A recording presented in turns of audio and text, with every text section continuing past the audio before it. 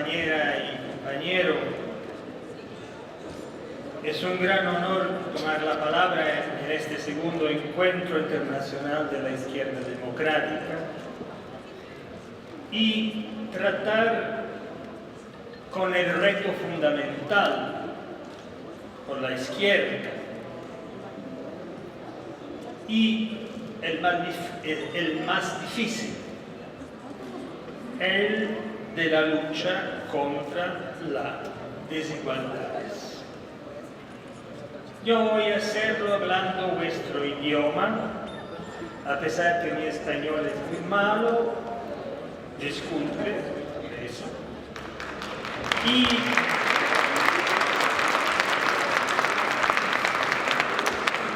yo no sé si la conferencia que voy a presentar va a ser magistral. Sin duda es una conferencia integrativa y larga. Por eso requiero vuestra benevolencia y atención. Queridos amigos, el rápido crecimiento de las desigualdades representa uno de los aspectos más inquietantes de la era del capitalismo financiero global. Las desigualdades no solo inciden en las relaciones económicas y sociales, sino también en las propias condiciones de cohabitación en nuestras sociedades, en la seguridad de los ciudadanos y en las características de la democracia. Se trata precisamente por ello de un reto global que afecta no solo a las relaciones económicas y sociales internas de nuestros países, sino también al orden económico mundial y a las relaciones internacionales. La reciente crisis financiera ha acentuado la tendencia a una creciente disparidad de las rentas y de las riquezas en diversos países, avanzados y no. Esta disparidad ha alcanzado niveles tan preocupantes que ha resurgido una discusión a nivel global en la que se han implicado muchos economistas progresistas, de Piketty a Stiglitz y muchos líderes de la izquierda. Detengámonos a examinar los datos y las tendencias. Globalmente, una cuota de población ligeramente inferior al 1% de los ciudadanos del mundo detenta aproximadamente el 44% de la riqueza mundial. De otro lado, hay un 70% de la población que posee el 3% de la riqueza. El 10% más rico tiene una renta media casi 10 veces superior a la que del 10% más pobre, según los datos elaborados por el Fondo Monetario Internacional en 2014 y según el Credit Suisse Global Wealth Data Book. Las tendencias varían de un país a otro. En los países más ricos, más avanzados, en particular Norteamérica y Europa, se ha registrado en los últimos 20 años una inversión radical de tendencia respecto a las políticas que dominaron entre la posguerra y los años 80. Bajo el signo de políticas keynesianas y de orientación socialdemócrata, por más de 3 décadas asistimos en Europa y también en Norteamérica a una reducción progresiva de las desigualdades y a un aumento continuo de la retribución real del trabajo. Paralelamente, estas economías experimentaron un crecimiento sostenido, sustentado por inversiones y innovaciones, que favoreció un aumento de los estándares de vida para muchos y una intensa movilidad social. El modelo económico consistía en un capitalismo basado en el circuito de producción y redistribución, cuya consecuencia era que los frutos del sistema productivo se repartieran de manera negociada entre capital y trabajo, y en parte se reinvirtieran en actividades productivas.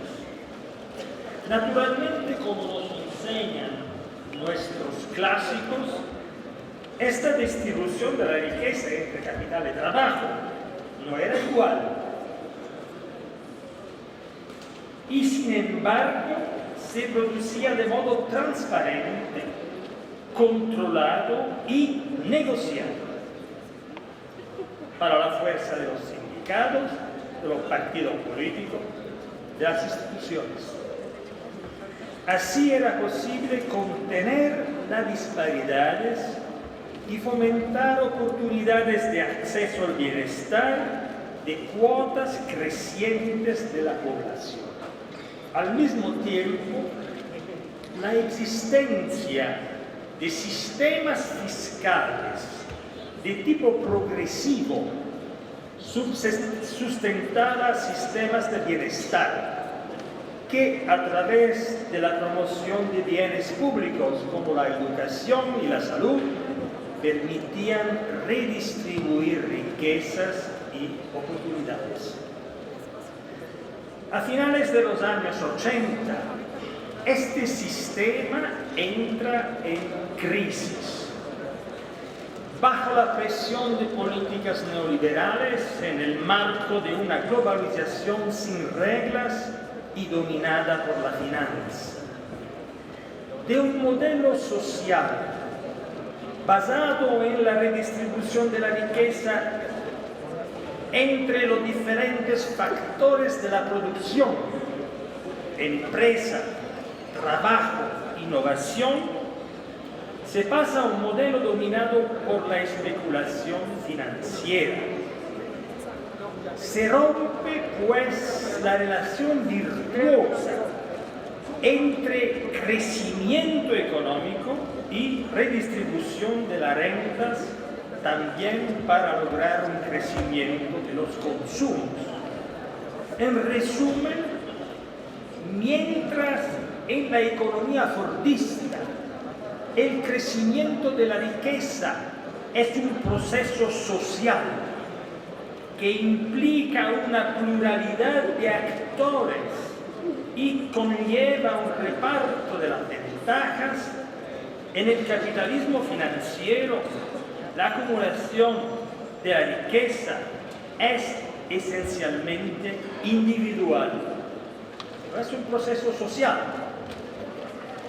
No está vinculado a la producción y a menudo es el resultado de operaciones especulativas, de una especie de casino capitalismo donde el azar es más importante que el trabajo.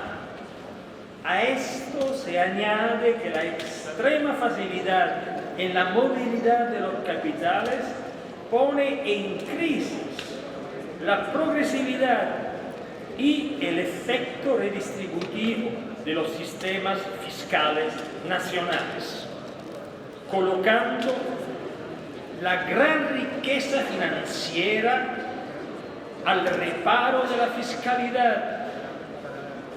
El trabajo, la empresa es nacional.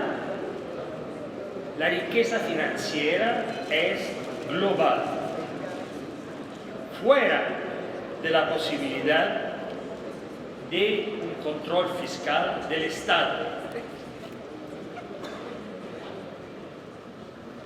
Si observamos los datos, resulta claramente un incremento de los indicadores de desigualdad en todos los países avanzados.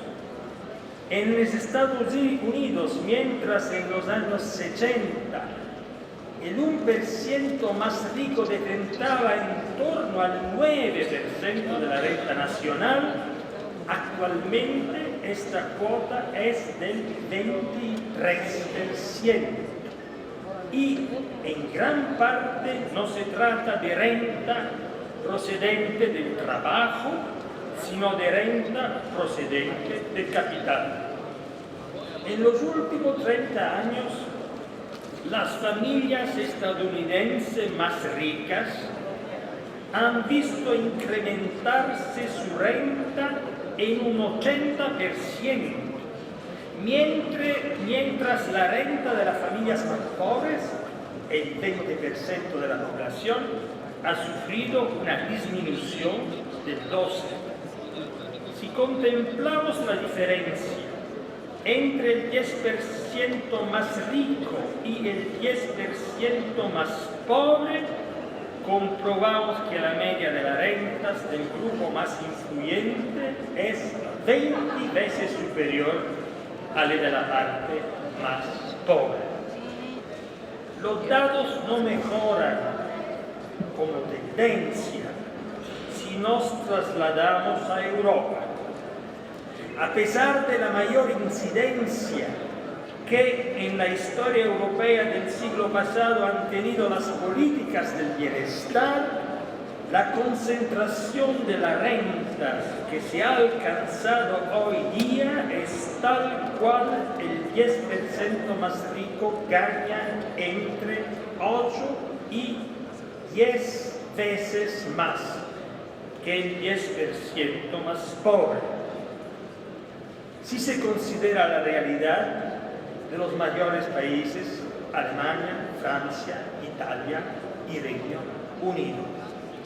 Es diferente la situación de los países nórdicos. Y vamos a tratar de ese problema. De los países en los cuales hay un nivel mayor de igualdad, que representan todavía una excepción en el contexto internacional.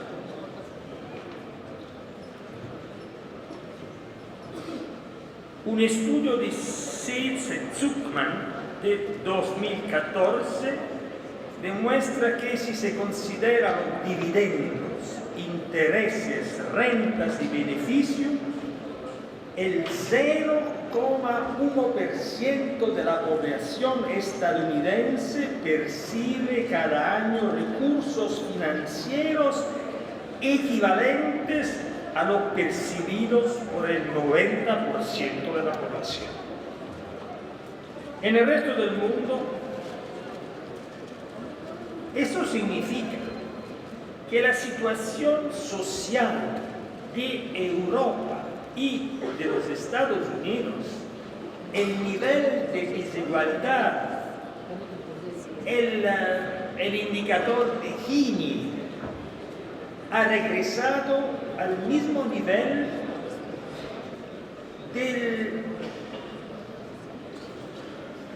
de un siglo atrás. Un siglo de historia ha sido cancelada en 15 años de capitalismo financiero global. En el resto del mundo las dinámicas son más variadas. Si partimos de los años 50, se constatan niveles de desigualdades elevadísimos en América Latina y en África, mientras mucho más reducidas son las desigualdades en los países asiáticos y del bloque soviético. La globalización y los fenómenos asociados más recientes han incidido de modo diferente en estos países. En algunos, como China y algunos países de América Latina y de África, se ha habido mejoras significativas en los niveles de renta y en los estándares de vida. No obstante, el incremento de la riqueza ha coincidido también en general con el aumento de las desigualdades. En Rusia y en casi todos los países del antiguo bloque soviético, así como en China y en otros países de Asia y de África, el reciente ajuste de la política económica china, con la ralentación voluntaria del crecimiento,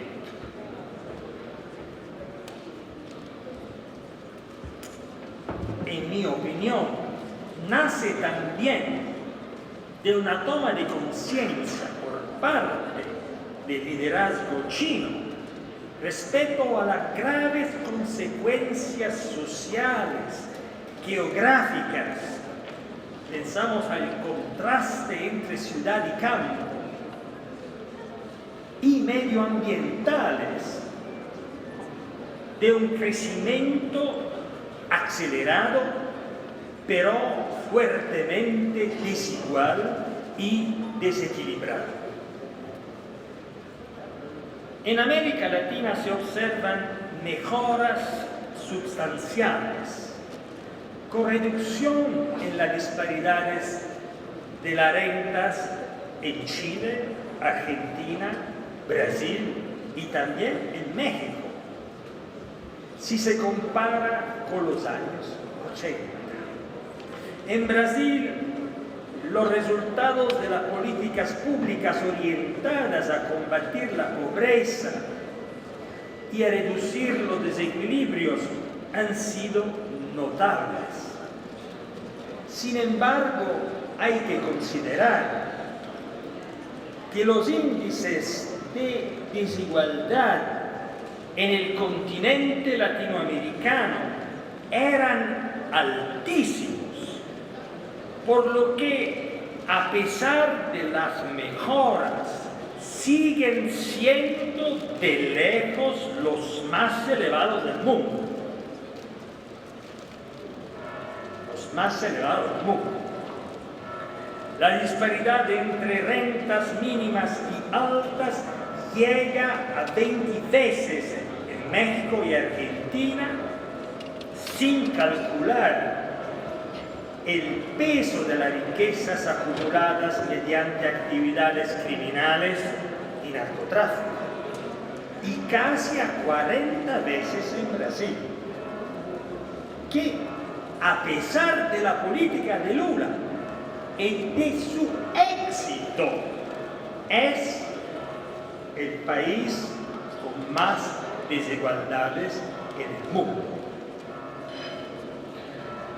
Este es, en líneas generales, el cuadro de un mundo profundamente desigual, en el que parece que ya no funcionan los mecanismos de redistribución y de reequilibrio, con consecuencias que examinaremos sobre la cohesión de nuestras sociedades e incluso sobre la naturaleza de nuestras democracias. Ahora bien, ¿cuáles son los cambios estructurales que han terminado borrando casi por completo los efectos de lo que se denominó el siglo socialdemócrata y empujando el nivel de desigualdad a la situación de principio del siglo XX? Para comprender las razones de este cambio, hay que partir de la consideración de que un papel esencial en la redistribución de la renta ha sido desempeñado por los estados nacionales, y por la finanza pública, mediante políticas fiscales progresivas y formas de redistribución de la riqueza a través de la prestación de servicios, la garantía de los derechos fundamentales, empezando por el derecho a la salud y a la educación, y la transferencia monetaria en forma de subsidios y apoyo a la renta para las familias más pobres. Todo este sistema ha entrado profundamente en crisis con la globalización económica y financiera.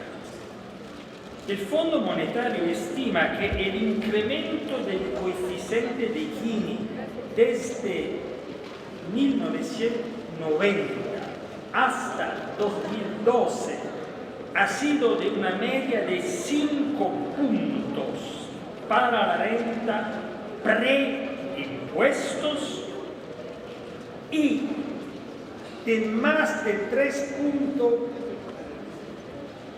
para la renta post-impuestos, lo que significa claramente que el efecto correctivo de los sistemas fiscales es ahora sumamente limitado.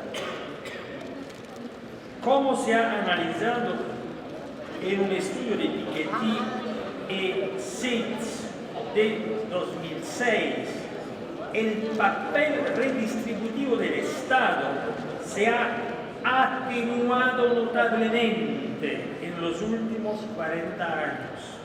Los niveles de imposición fiscal para los más ricos, que equivalían, hablamos de Europa, al 90% en Francia sobre el nivel más elevado, al 70% en Estados Unidos, el 50% en Inglaterra en los años 60, equivalen ahora al 35% en los países anglosajones y al 60% en Francia. Sin embargo, la presión fiscal disminuyó enormemente sobre la gran riqueza y aumentó para las clases medias. Un análisis de los componentes de los sistemas impositivos muestra una constante reducción de la imposición sobre las rentas del capital, constante en los últimos 20 años, mientras crece la imposición sobre la renta del trabajo de las personas físicas. Esto surge naturalmente de la extrema facilidad de la movilidad de capitales y del sistema de competencia fiscal en las atracciones de capitales, que alcanza su ápice perverso en la existencia de verdaderos y propios paraísos fiscales. Pero no hay solo paraísos fiscales, hay también competencia entre los estados en atracción de capitales a través de una política de reducción de la imposición fiscal. Eso ha favorecido el rápido desarrollo de una clase de riquísimos a escala global. Se trata de ciudadanos del mundo que poseen una riqueza enorme y que operan fuera de las normas fiscales y a menudo por encima de toda ley. Esa es la realidad. Algunos días atrás, un gran manager italiano, americano, italiano, el jefe de Fiat, presentó Ferrari en la bolsa hablando de la italianidad de Ferrari. Es un manager italiano, es un dirigente de empresa italiana, hablando de la italianidad de Fiat y Ferrari. Es ciudadano de Luxemburgo, donde paga 20% de impuestos sobre una renta personal de 70 millones de euros cada año. La italianidad de Ferrari, pero por su renta, Luxemburgo. Esa es la nueva clase de los ricos del mundo, sin naciones, sin nacionalidad. En 2014, Forbes anunció que el número de los multimillonarios entre 2009 y 2014, estamos hablando de un periodo de grave crisis económica mundial, se había duplicado, y que estos casi 1.600 multimillonarios poseen actualmente 6,4 billones de dólares. Los altos directivos financieros reciben retribuciones 4 o 5 veces superiores a las vigentes en los años 80. Y en Estados Unidos la retribución de un directivo CEO es 250 veces superior al salario medio de un trabajador asalariado. 250 veces superior. En la economía industrial, reforzando así su poder de influir en las fuerzas políticas, en los gobiernos. Hay una democracia del dinero, lo que los antiguos llamaban plutocracia. Y mientras en el pasado, a través de los partidos, era posible favorecer la introducción en la clase dirigente de individuos provenientes del mundo del trabajo y de los sectores sociales más débiles, actualmente eso resulta cada vez más difícil, porque solo puede confiar en su triunfo quien por sí mismo puede obtener los recursos para ganar las elecciones primarias y luego ser elegido. Y es verdaderamente raro que se trate de un obrero, de un campesino, de una ama de casa. La desigualdad ya es no solo un hecho económico y social, sino que condiciona radicalmente la vida política, restringe la democracia y nos conduce hacia formas de selección censitaria de la clase dirigente. Una clase dirigente cerrada. Yo soy partidario de Hillary Clinton, pero la idea que a los Estados Unidos puede ser que vamos hacia una campaña presidencial entre Clinton y Bush,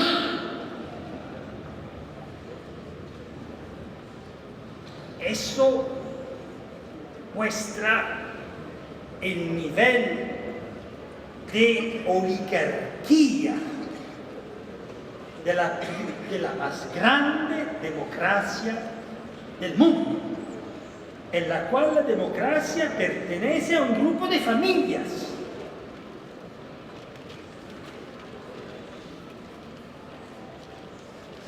Y los hijos se van preparando por las próximas campañas presidenciales.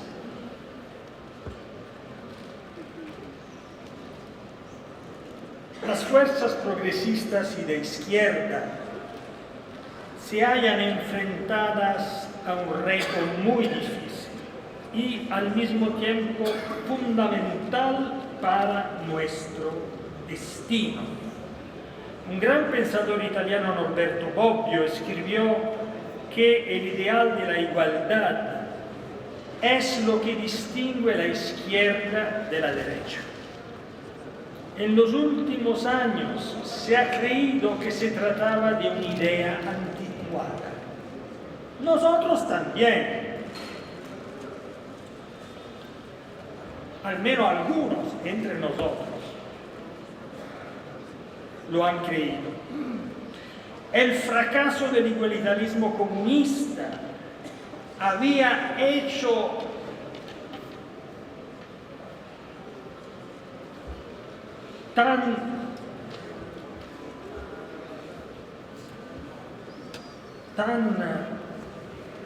había hecho que resultará obsoleta la referencia al término de igualdad y como mucho podía citarse tímidamente la exigencia de una sociedad que pudiera ofrecer oportunidades iguales, como si esto fuera realmente posible sin garantizar previamente una distribución racionalmente igualitaria de las rentas.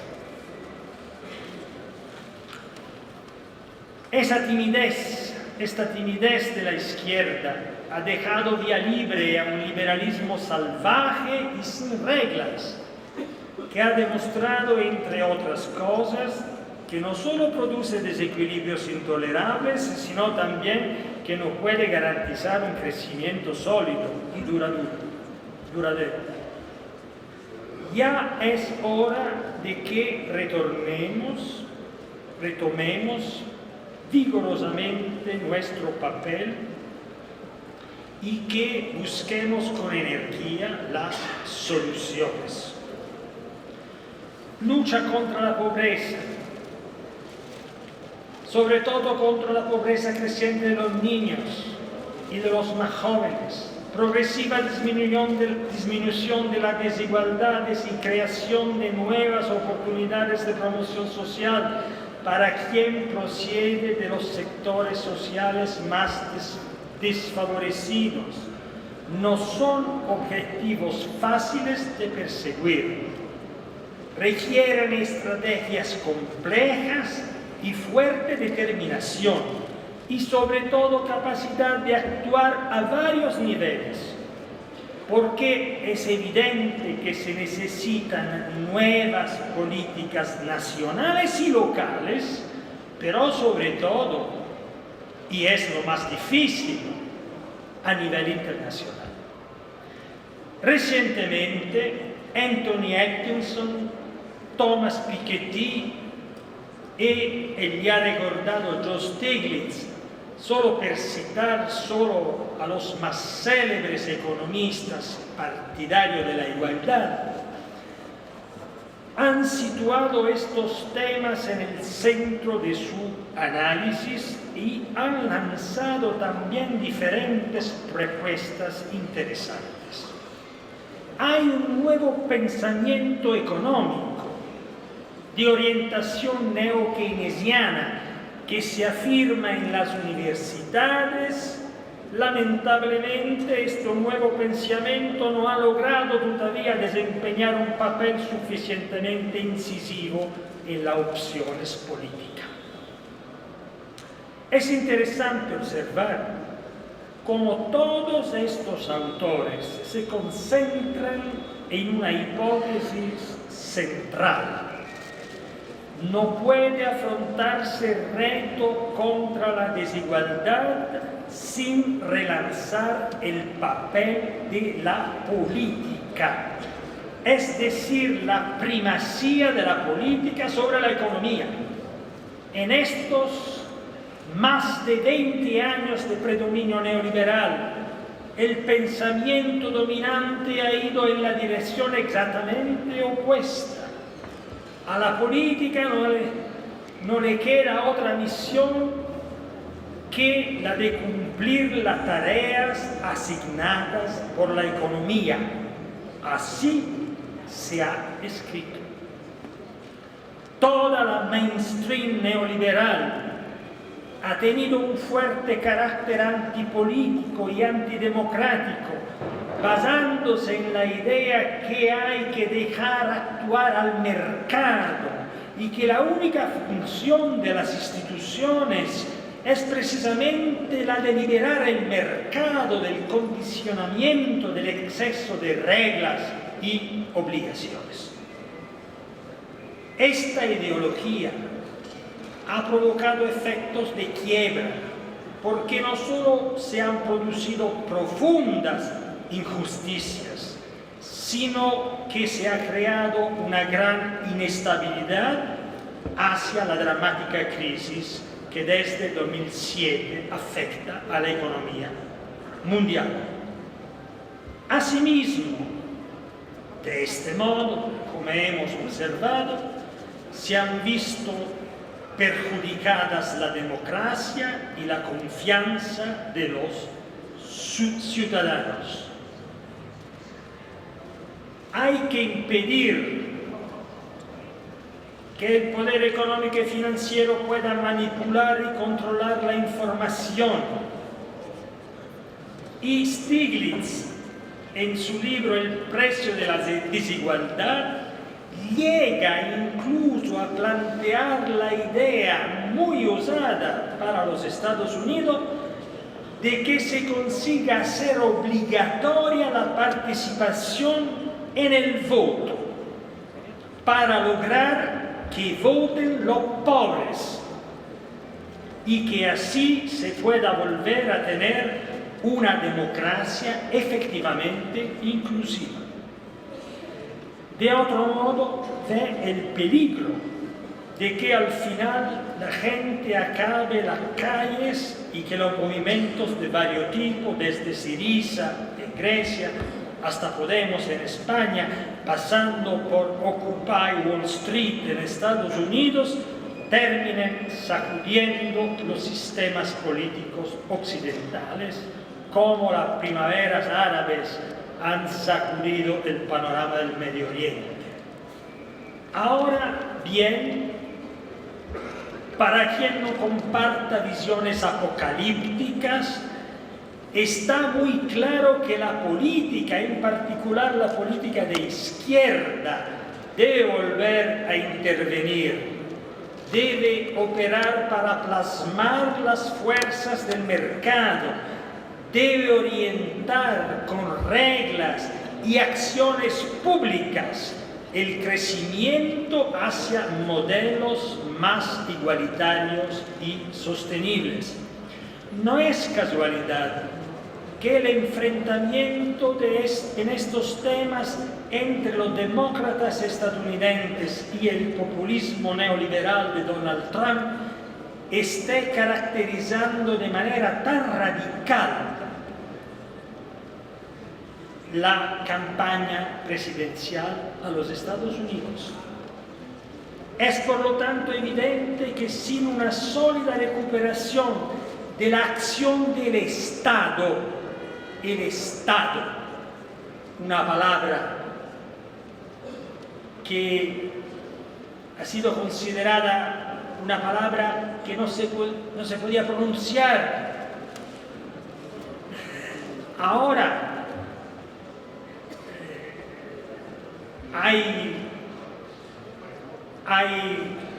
un ensayo muy interesante de una joven investigadora de origen italiana, Mariana Mazzucato, The Entrepreneurial State, y el propio Bill Clinton, reflexionando sobre su experiencia, ha reconocido que en el curso de los años 90, los progresistas, estamos hablando de la tercera vía, es un pensamiento autocrítico sobre la tercera vía, y Clinton ha escrito: nosotros tenemos la responsabilidad de infravalorar el papel esencial del Estado, confiando con excesivo optimismo en las fuerzas del mercado. Está hablando un expresidente de los Estados Unidos. ¿Qué pueden hacer, pues, los Estados nacionales? Naturalmente no infravaloro la dificultad de una política limitada a los confines nacionales, que debe confrontarse con una economía global. Sin embargo, existe una posibilidad de acción para los Estados nacionales. Pueden establecerse programas específicos de lucha contra la pobreza y la marginalización, mediante subsidios y formas diversas de inclusión social, sobre todo para los menores. Es necesario reducir la presión fiscal sobre el trabajo, combatir el trabajo en negro, precario y mal pagado.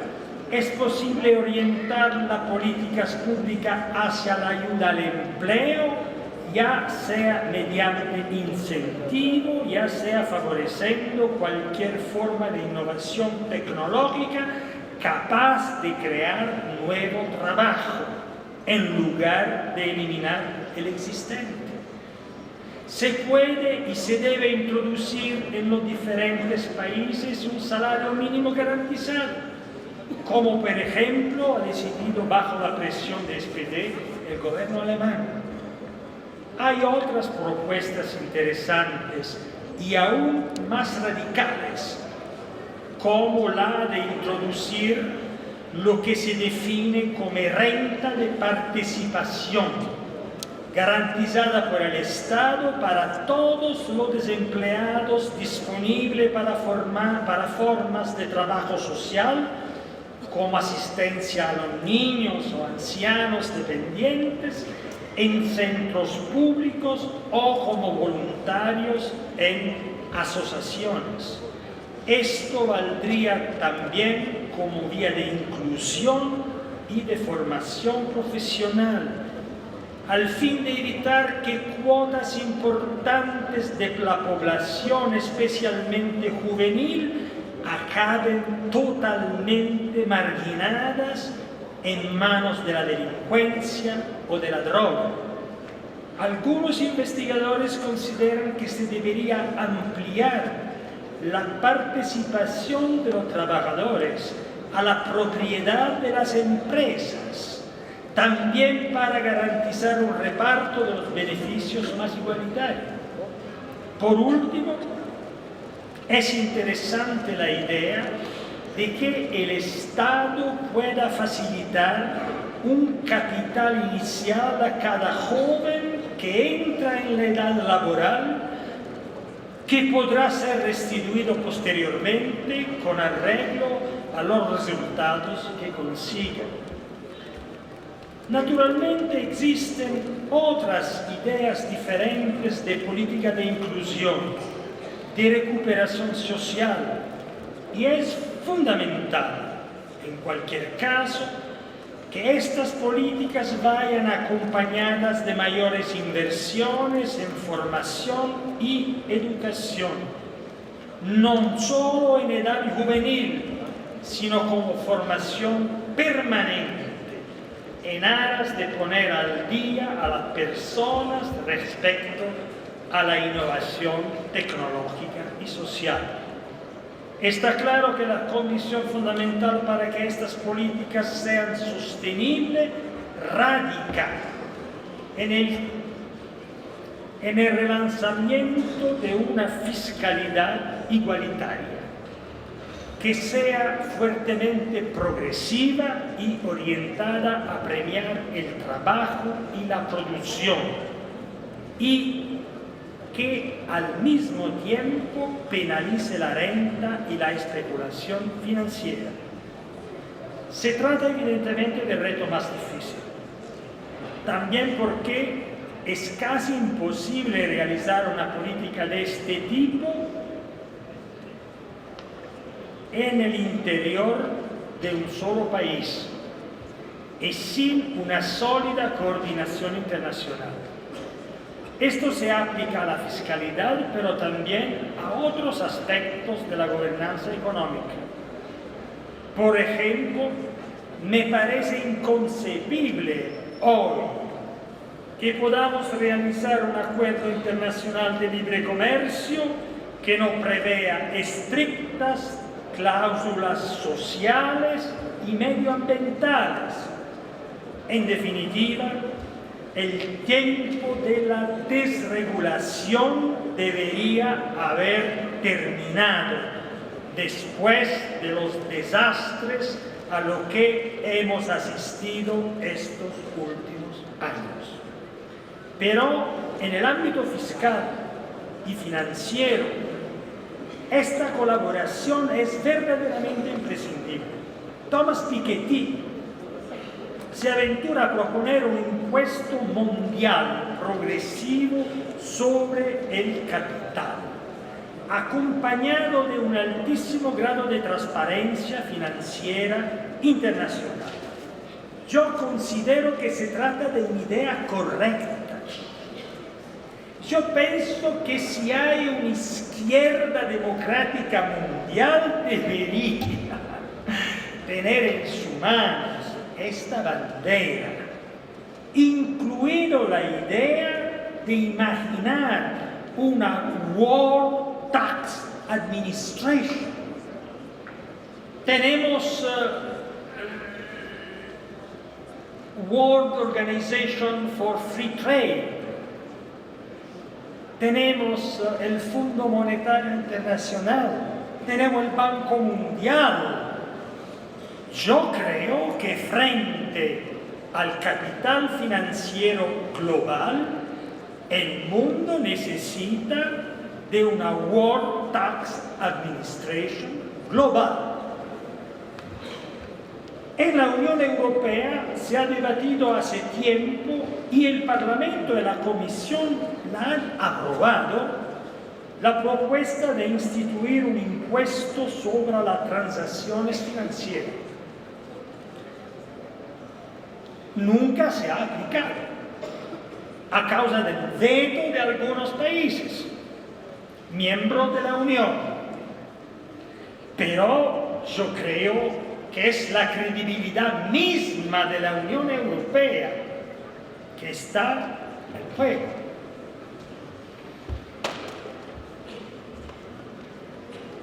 Y aquí llegamos al meollo de la cuestión, que es la voluntad y la fuerza política. Permítame decir que releyendo hace algunos días la declaración de los líderes del G20, con la que se concluyó la cumbre de Londres del 2 de abril de 2009, podemos encontrar muchos de los objetivos que deberían caracterizar la batalla de una alianza progresista mundial.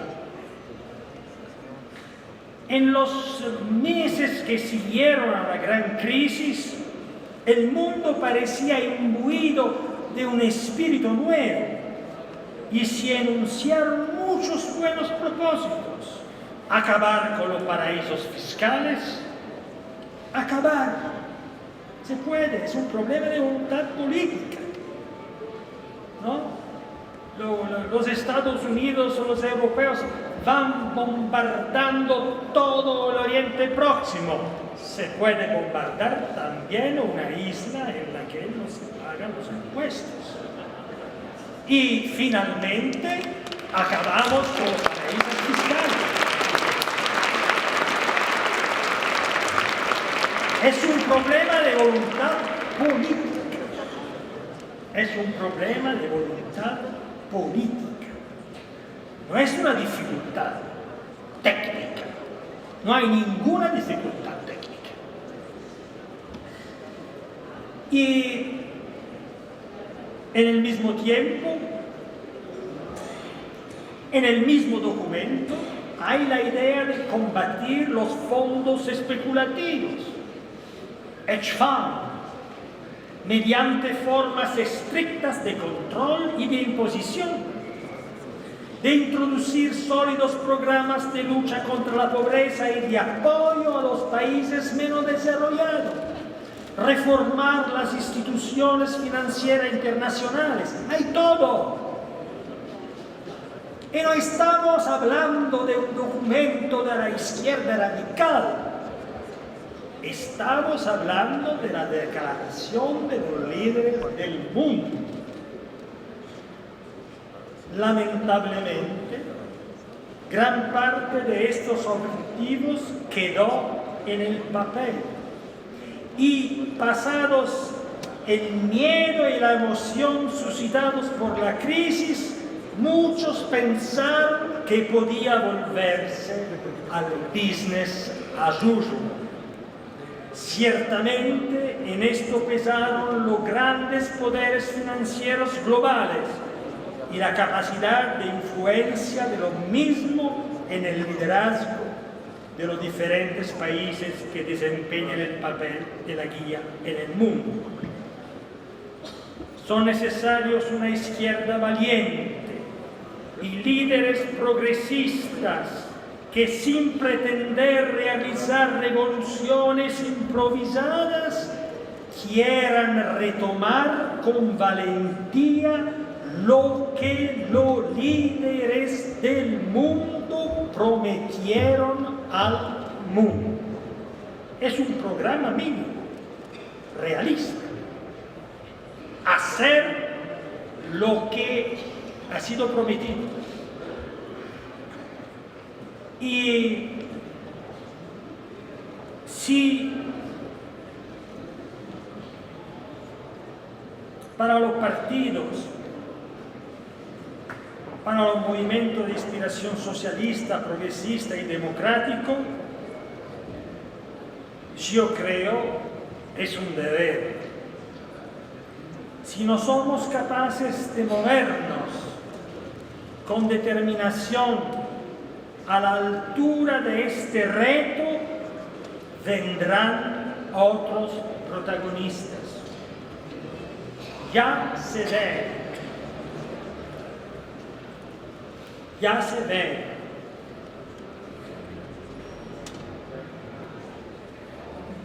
a tomar el lugar que hemos ocupado durante largos años en la historia.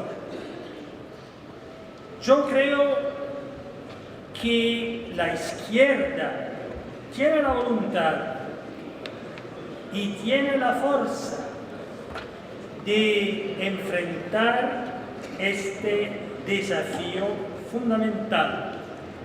Y déjame concluir diciendo que confío en que un empuje importante pueda venir desde este continente latinoamericano, que ha conocido en estos años el protagonismo de una izquierda viva y combativa, que podrá estimular y ayudar a cada uno de nosotros a cumplir su deber para reparar las injusticias del mundo de hoy.